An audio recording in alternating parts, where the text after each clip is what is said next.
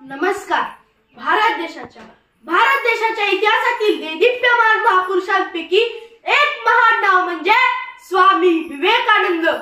जीवनात आत्मविश्वास गमावून बसलेल्या, हार मानलेल्या असंख्य व्यक्तींना ज्यांच्या जीवन गाथेतून नवसंजीवनी मिळते असे असामान्य व्यक्तिमत्व म्हणजे स्वामी विवेकानंद.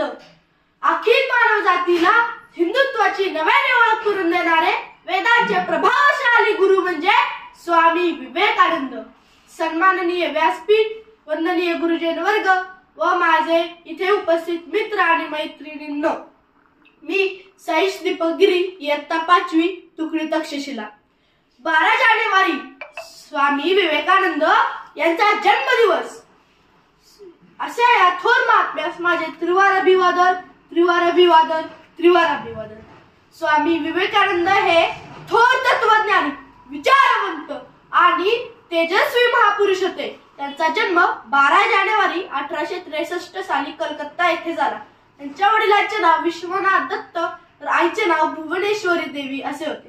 त्यांनी लहानपणापासूनच रामायण, महाभारत, भगवद्गीता अशा अनेक धार्मिक ग्रंथांचे ज्ञान मिळवले होते. स्वामी विवेकानंद म्हणायचे, तुमच्याकडे जर 2 रुपये असतील तर 1 रुपयाची रोटी घ्या आणि 1 रुपयाचे पुस्तक घ्या. रोटी तुम्हाला जगण्यास मदत करेल. अहो, रोटी तुम्हाला जगण्यास मदत करेल तर पुस्तक हे जगण्यास शिकवेल.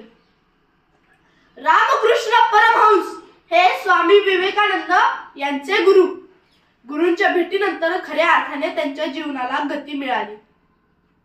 11 सप्टेंबर 1893 साली अमेरिकेत झालेल्या शिकागो धर्म परिषद, my brothers and sisters of America या एकाच वाक्याने त्यांनी सर्वांची मने जिंकली.